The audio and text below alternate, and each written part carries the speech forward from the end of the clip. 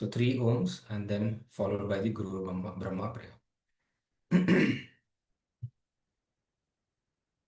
Going for a slightly longer inhalation and let us begin. Om.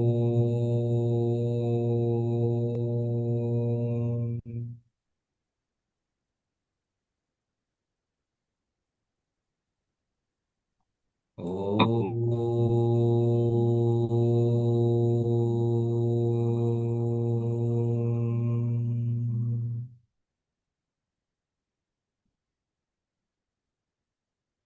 Om.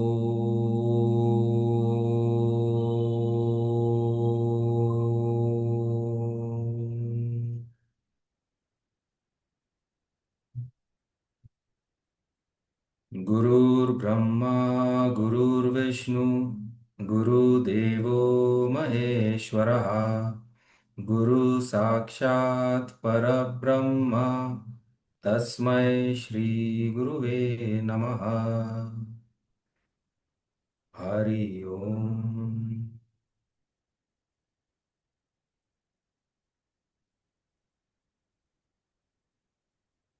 And all bow your heads down. Complete your exhalation as you bow your heads down. Bow down to the Lord within you. And then you can release your hands and raise your head up. Okay. So, do any of you recall the asanas that you have been practicing? Any of the asana names? I'm going to just allow you all to unmute so we can come closer or wherever you are, as long as I can hear you. And if you have a book, your journal that that you have kept aside for this particular course. Yes, sir. So we started with the standing asana, the Tadasan, Prasarit Hasta, Name any 2 or 3 Padasana. asanas. Name any 2 or 3 asanas. Okay, the standing we did Tadasan, Veerbhadrasan 2, Prasarit Hasta Padasan, Okay, good. Pashvakonasan. Okay. Anyone else, either Pankaj or Richa? Yes. So Shalabhasan was there. Hello. Very good. Also, Yeah. no, I'm trying to recall because I was not able to practice. I had a session tomorrow. I'm just trying to recall. Few names have already been taken by ma'am. So just continuing. Let me recall. Yeah, no problem. Take your So time. chair, so I don't recall, but it's a chair pose. I don't still remember the name. Utkatasana. Yeah, Good. yeah, in Sanskrit. Then other than that, let me recall. We had the mountain pose. Yes. What? Adho Mukshwanasana or Yeah, also called Parvatasana. Good. yeah. Anything you can recall 3 asana names, Pankaj, besides these if possible, Yeah. that you practiced? I think you practiced today morning, did you? I viewed. I looked. Yes. Yeah. Okay. So Uttita Swastikasan. Okay, 1 minute. One second, please. Uttita Swastikasan. Swastikasan, yes. Okay. Adho Mukha Swastikasan. Adho Swastikasan. Sorry. Adho Mukha Swastikasan, yes. Yeah. And Utkatasan. Utkatasan. Yeah. Adho Mukha Shwanasan. Adho Mukshwanasan. Shalabhasan. Okay, good. Great.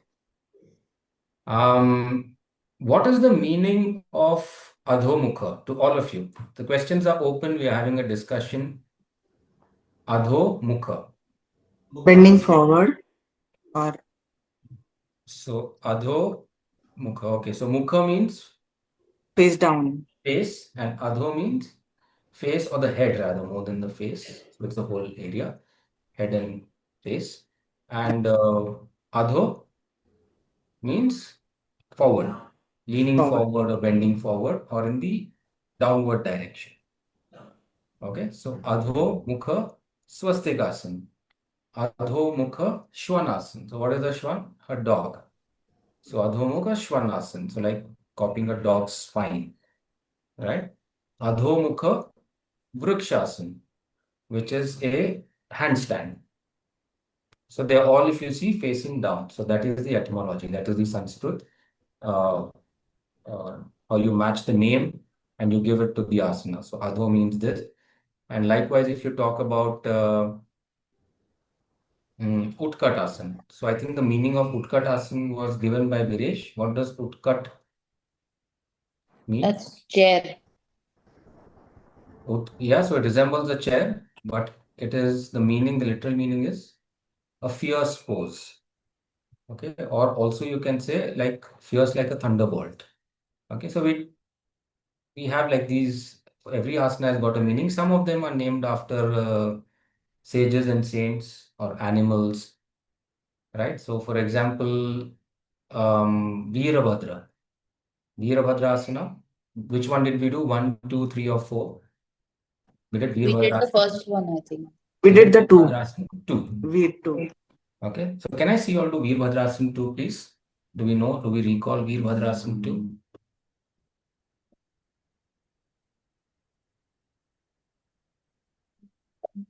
Okay, just do it the way you know best. All right. And so, all right, now you can come up. Just finish off on the other side as well, please.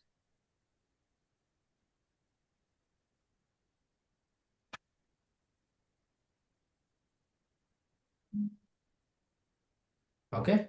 And now relax. Okay. You can just stand. So Veerabhadra was a warrior, and therefore when we convert the name into English, it's called as the warrior pose. Okay. So Veerbhadra, if you go back to the story, he was a warrior that came out of the loins of Lord Shiva. And there's a story behind that, Prajapati Daksha, the wedding, and then etc. etc. So I won't get into the details of that. But Veerbhadrasana too is put into this particular sequence. So this week the practice we are doing is strength sequence. The sequence that we are doing is strength sequence. Okay. So in this strength sequence there are 3 or 4 core asanas, and one of them is Veerbhadrasana 2. Okay. So how do we do Veerbhadrasana 2 with alignment? So that's what I'm going to show you today, and then we are going to copy that. All right.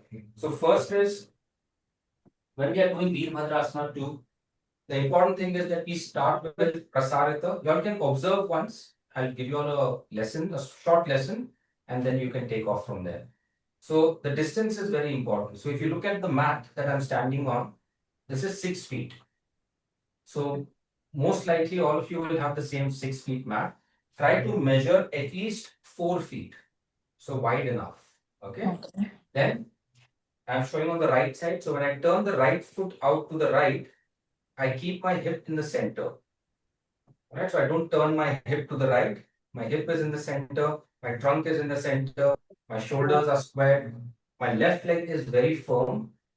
I can turn my left foot slightly in towards the left side, so it eases out the hip. Okay, there is lesser stress and strain on the hip. So turning the right foot out, keeping the hip in the center, left foot slightly turns in. All right. Next would be when I bend my right knee. I saw all of you do this. You all did this, but we stopped somewhere there. What we have to work on is two aspects. One is we don't overshoot the knee. Can you see the knee overshooting the ankle? Yes. So this is a big no. This will put strain on the knee. Second thing is you can need to keep the knee in line with your ankle, but you need to make the thigh parallel to the floor. So is my thigh parallel to the floor? Yes, no. Okay, no. So now, is it parallel to the floor? Yes, it's coming from No. 7:30. Come on. Y'all can say no if it is not. Slightly. It's slightly. Slightly. Slightly. Now, is it parallel to the floor? Yeah, much better than Much the. better? I would Yeah. say a little more. So that's parallel to the floor. And that's my Veerbhadrasana 2. Got it. Okay, so you will really feel you need strength. Okay, you need strength, and that itself will develop strength. Okay, so that's how the system is. Initially, you will need strength, but later on, that itself will develop strength. So, can we try this now? Maybe we don't go completely down to 90-degree and thigh parallel, but let's see how close we can get to that. Come on, so let me come closer and observe all of you do this. And we will take our time. First, the distance, please. 4.5. Okay, turn the right foot out, engage the hips, center the hips. Did you turn the left foot slightly in, Pankaj, when we started? Try that way and see how it works. Okay, now I'm going to spotlight each one of you once. So this is Pankaj, so you can see yourself clearly, see how much down you need to go and make that correction. When you get tired or you get, that's enough, don't need to move to stress. Each one of you can come up as and when you are done. Okay. Next, Aprata. And do it on the other side as well, please. So you can come up, Pankaj, go to the other side. Aprata, check your screen. You can see yourself. Don't increase the distance. Go down from the hip. That's it. It's not easy. You will feel the muscle. And don't stay for too long. Touch the pose, come back up. Okay, now next I'm going to spotlight Richa. Okay. Now come on, watch. Keep your hands on the waist, Richa. Let's focus on the legs first for you. Okay, good. Now don't look up and down. Look at me. Okay. Now just walk away with your left leg a little bit. Increase the distance from the left leg. Okay. Now hold. Don't move your feet. Now hands on the waist. Don't move your feet. Just go down from your hip. Come on, down. Keep going, keep going, keep going. Don't increase the distance from your feet. Look at me. Look at me. And go down. Go down. Go down. Yeah. All right. And slowly come up. Turn the right foot in. Bring your feet together and wait. Okay. So take a few breaths, Richa. You did a good job. Okay. Hamsa, where are you? Do it on the other side if you have finished one side, Hamsa. Can I see you go down to 90 degrees? Did you all finish on both the sides? After you all have finished on both the sides, you all can sit down. We'll do a small theory on the Veerbhadrasana too. Okay, Hamsa, go down. That's it. Hold there. Good. Now move your trunk to the right. Also the entire spine. Yeah, a little more like that. Now go down. Maintain.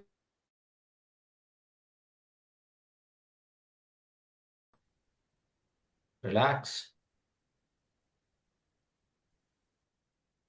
And okay. So tell me, what did you all feel?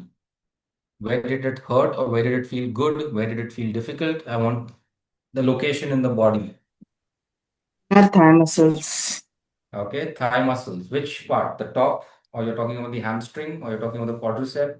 Inner thigh muscles, the adductor Inner thigh muscles. muscles. Okay. The hip adductors, etc.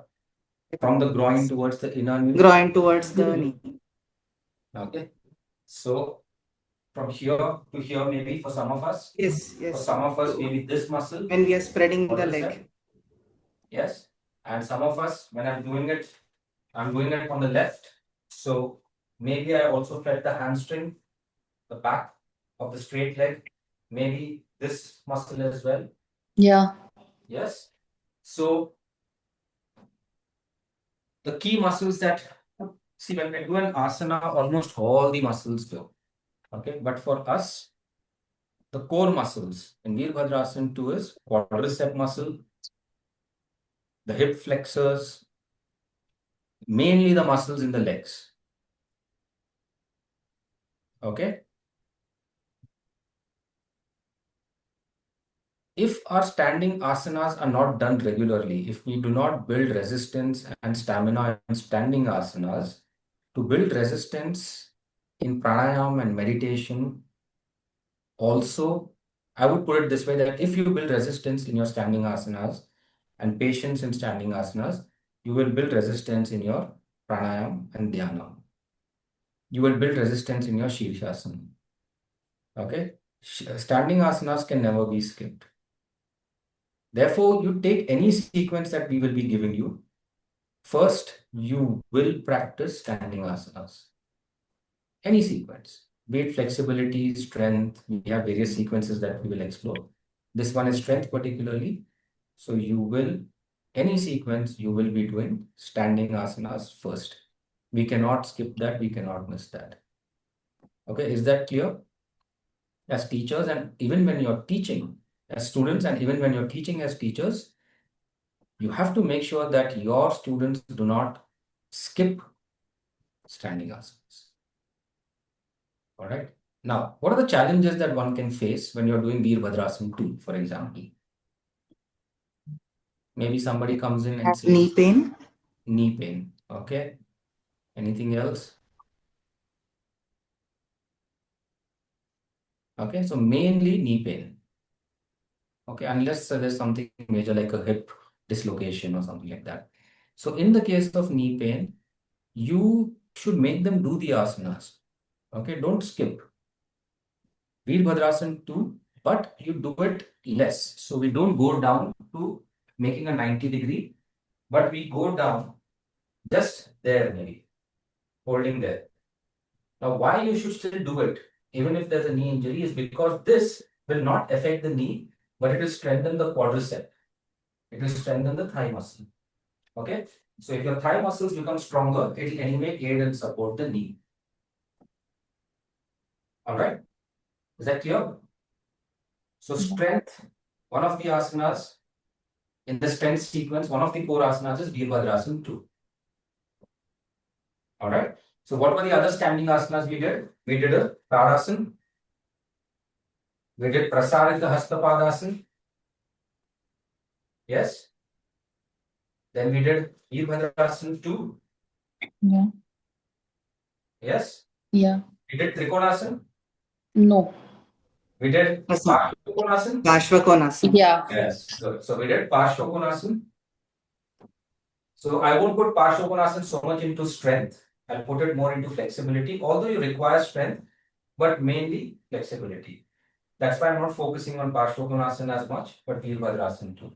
One more asana we did, which is strength related. Which one? You all took the name of that. Utkatasana. Utkatasana. Okay, come on. Can I see all of you do Utkatasana quickly? Do it as per your capacity, as per your understanding. There's no right or wrong. Just do it for now, and then we will see how we can correct it in whatever way possible. All right.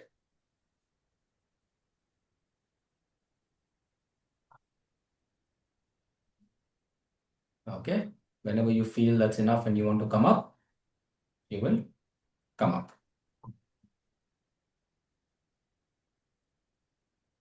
Okay, Utkatasana. Right.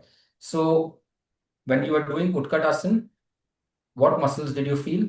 More or less the similar muscles as Veerbhadrasana 2. Yes. More of the Also quadriceps. Yes. So the quadriceps. Majorly. And did any of you all feel the shin bone and the ankles? Yes. Good. Ankles, shin. Ankles. Okay. So Utkatasana is one of the best asanas that you can do to make your shin bone strong. And the fine muscles that are there, the micro muscles that are there at the shin bone, to make them strong. If you want to avoid a plantar fasciitis going ahead in life, start doing Utkatasana from today. Okay, so I won't get into the medics of it, but let's get into the practice of it. 2 points you need to pay attention to. When we go to the classical, we do classical with our feet together. Okay, classical is feet together and then you descend down and you squat. You don't necessarily need to go down into a full squat. You can stay there. But the important thing is we don't lean forward. This is not going to help. This will again put load on the knees. So the more you can stay with a straight spine and then go down, even if it's halfway down, that's fine. Okay, but this should not happen, leaning forward. Keeping feet together is a little difficult. Therefore, we teach with a little distance between the feet, making it easier, and then go down and hold. Okay, vision straight, slightly down, okay, or up also, okay, and arms also can go up. But we will not lean forward. So one point is no leaning forward. Second point is, as you're descending down, learn to push your hips back. Spine back, hips back. Spine back, hips back. So hips also should not come forward. So again, you're putting load on the knees. Push the hips back. Okay? Can we try?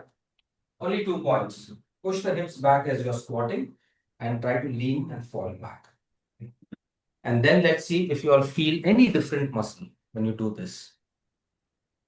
You can start by keeping the hands on the waist to make it easy.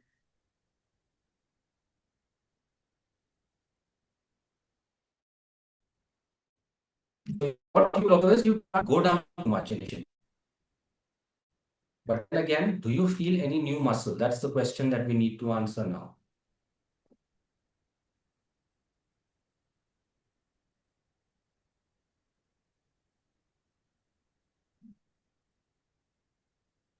Whenever you feel you want to come up, you can come up and just take a few breaths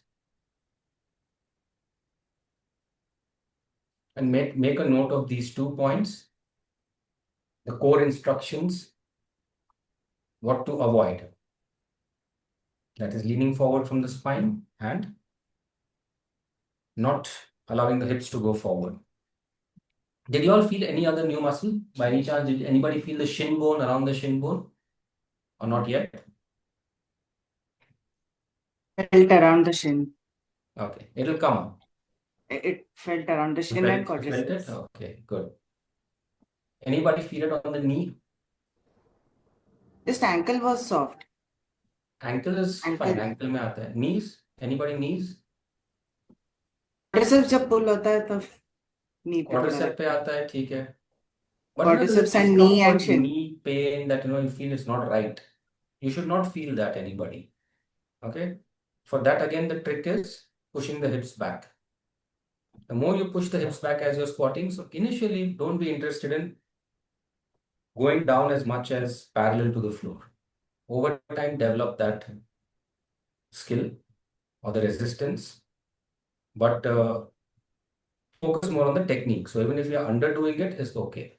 Now, one nice way to build your leg muscles and the resistance is using the wall support. Have we done Utkatasana with wall support, anybody? Not yet. Okay. So the Utkatasana with wall support is you put your back into a wall, right? And you stand really away from the wall, right? Then when you're going down and squatting, you push your core, your abdomen inside. Don't let the lower back, so not this, okay? Tucked in and keep it slightly hunched, shoulders slightly rounded, tummy in. So to show you literally, it would be like you're hugging somebody. A small hug, a soft hug, stomach tucked in, and then squat down. Okay? So this is how you will develop resistance, and this is a beginner's Utkatasana. Something that you can do for anyone who has a knee problem or ankle problem. Okay, so let's try. Come on. All of you by the wall, please.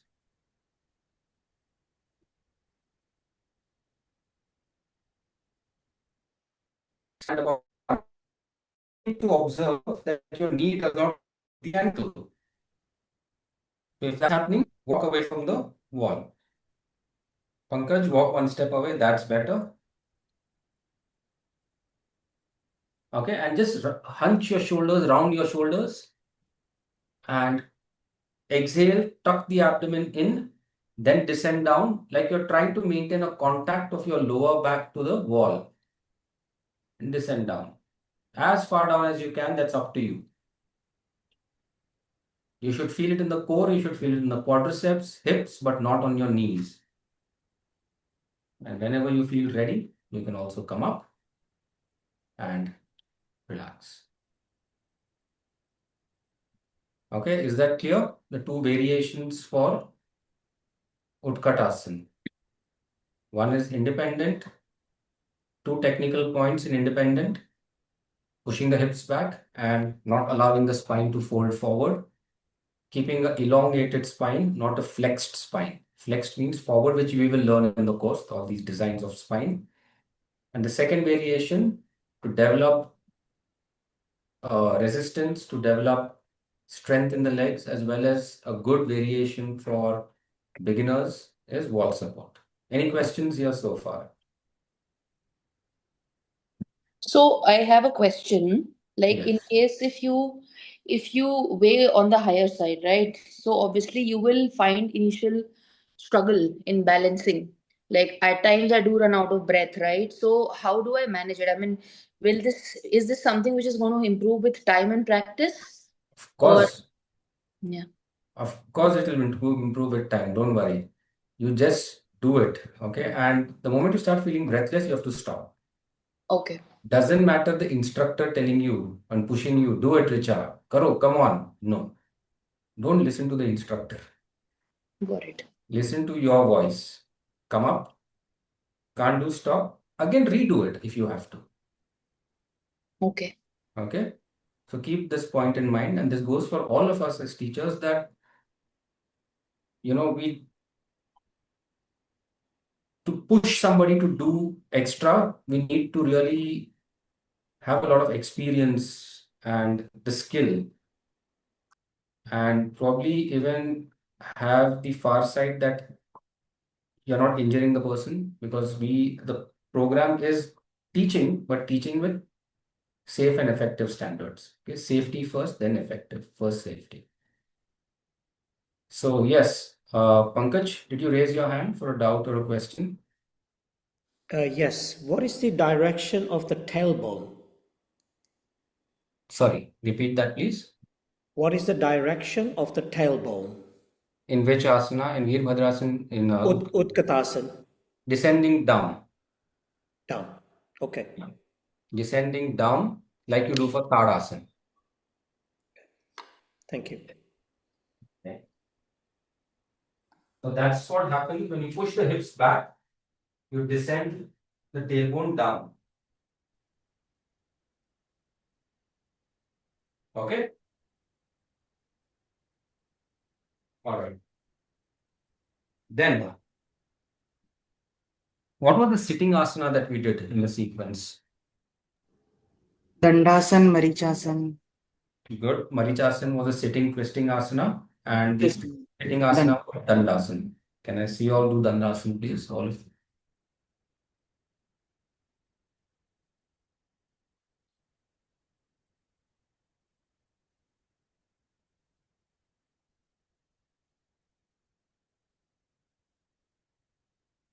Okay. Since you're all in Dandasana, I'll give you all 2-3 instructions. Apply those instructions. Start by keeping your hands by the sides. That's just fine. Now look at your toes. Curl all the toes in towards you. It's then when you will activate your hamstrings. Especially the more you pull the little toe in towards you, you will activate the hamstrings and lengthen the hamstrings. Next, drop down from your hip and your thigh. Hip meaning the root of the thigh. The insertion of your femur bone into your hip sockets. Okay, that is this area. Drop down from there and drop down from the quadriceps. Push it down. It's voluntary, these muscles. You can actually activate and just push them down. You don't need to use your hands. Consciously push them down. Continue to curl the toes in. That is when now you will feel the hamstrings and you will also feel the quadriceps. Okay, now just to make it a little challenging, lean forward a little like you did for Utkatasana on the wall. That's it. And hold there and breathe. Make your hands lighter and relax. Okay, so when we lean forward, we don't forget the first 2 points. That is, continue to curl the toes in and drop down from the femur bone. Okay, so pay attention to these 2 points. Finally, when you lean forward, don't skip the first 2 points, or make it easy on the first 2 points. Let's do it once again quickly. Okay, come on, lie down. Sorry, sit up and curl the toes in. Take your time to curl all the 10 toes in. You need to make the asana effective.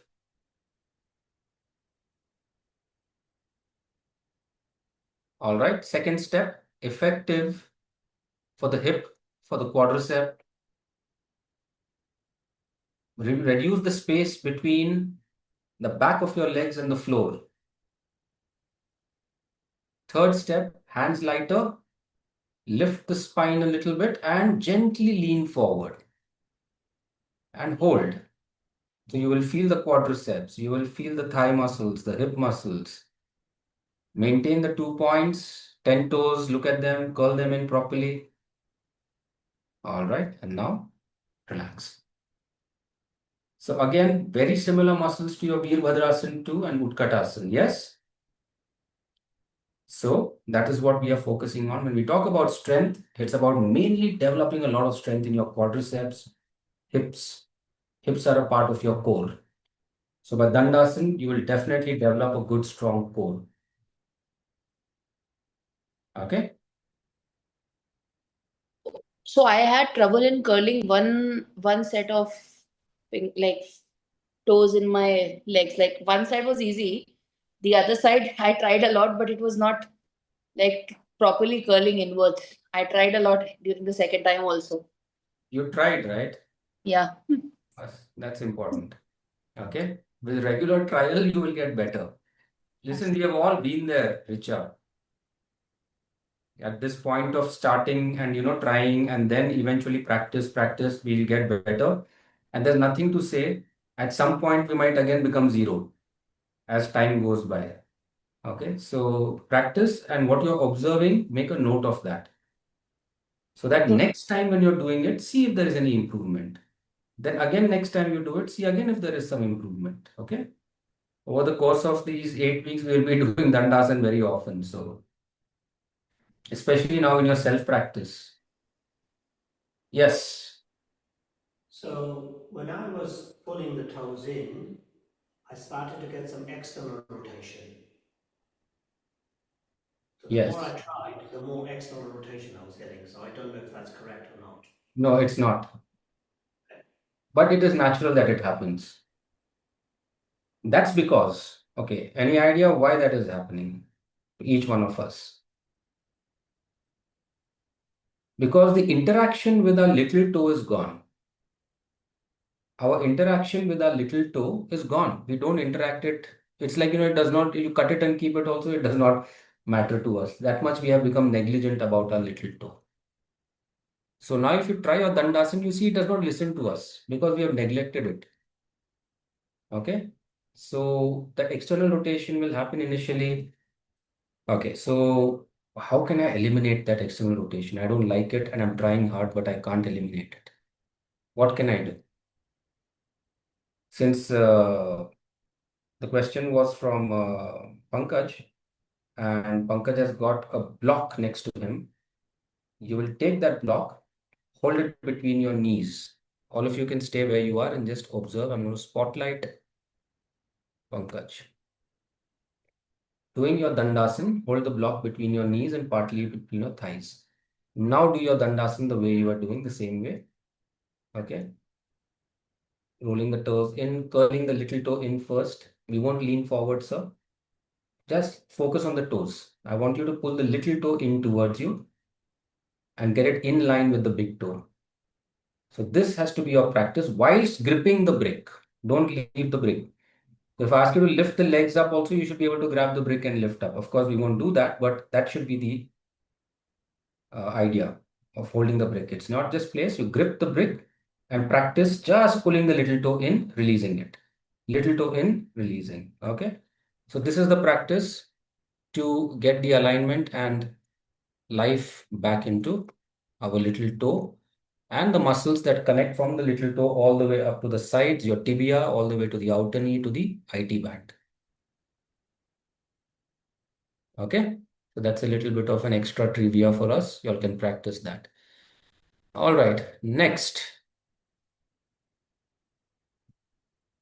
Strength asana we did was Adho Mukha Svanasana. the Parvat. Okay, can I see you all do that, please, quickly? So I'm not going through all the asanas, but the core asanas that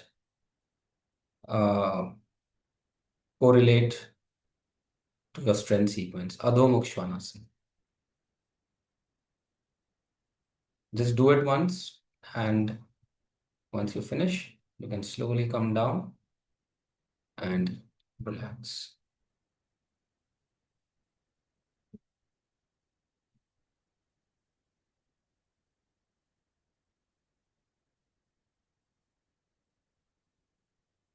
Okay, you can come down and relax. So there are variations for Adho Mukha Svanasana, from beginner to getting into the final asana. And at every stage, we have to learn to engage the same muscles as we engaged in Dandasana. Your quadriceps and your hips, core. Okay. So that the load does not go too much on the shoulders, but you can evenly distribute the weight. Lower body weight is borne by the lower body muscles and skeleton, and the upper body is borne by the muscles of the paraspinal to the left and right of the spine, core, and triceps. Very less on the shoulder joints. Okay, so that is the way we should be doing our Adho Mukha Svanasana, so that we don't feel it only on the shoulders. We don't feel it maybe only on the arms or triceps. So how do we do that? So I'm going to show you. It's a 3-step process. So the first step is when I start my Adho Mukha Svanasana. I first start on all fours. Okay. To engage the muscles even in the spine, we need to first learn to spread out the fingers. Can I see all of you do this? Spread them out. Now, if you see in Tadasana and warm-ups, we say always spread the fingers, spread the knuckles. Each of these go and connect to a different part of your neck and all the trap muscles, etc. So, very important to spread out your palms. Okay. Next is leaning forward and putting some weight onto your wrists, engaging the wrists. The next step would be I curl my toes in, I keep my knees bent and lift them up. Okay, here. But from here, I push my spine in. So you see, after lifting the knees, I'm not moving them anymore. I'm just moving my spine in. Can you see that? Just the spine tucked in. I want you to do this first.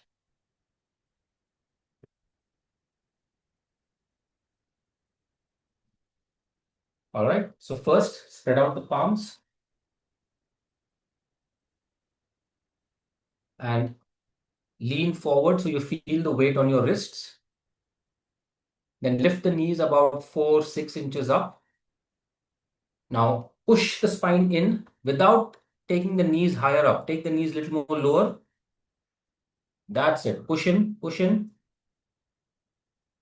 Very good. And slowly come down. Okay, and wait there. We're going to do it once more. I'll coordinate this with your breath. So very important with the breath now. Okay, come on. Once more. Lift up, exhale and lift up. And hold. Don't tuck the spine in, just hold there. Now exhale and push the spine in. Second step. Buttocks up, knees down, spine in. Normal breaths and then relax. Come down and relax. That's good. Okay, so this is core engagement. You're working on engaging the core. Do you all feel on the shoulders at all? Not as much, right? You'll feel it on the core. Now, next step. Once you have understood this part, then you break it down into 3 steps. First is exhale, lift, normal breaths. exhale, normal breaths. Exhale, knees straight, the spine. So first, knees do not move, the spine moves. Then once the spine is gone to maximum, then the spine does not move, the knees move. So did that look systematic? Yes? No, try it. And tell me what you feel. Do it a couple of times, all of you. Don't break the steps. Enjoy the step in between. That's where the learning is.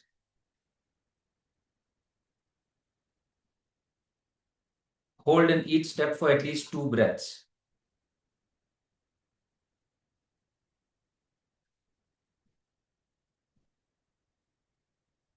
Okay, once you say that's enough for you, you can come down and just relax.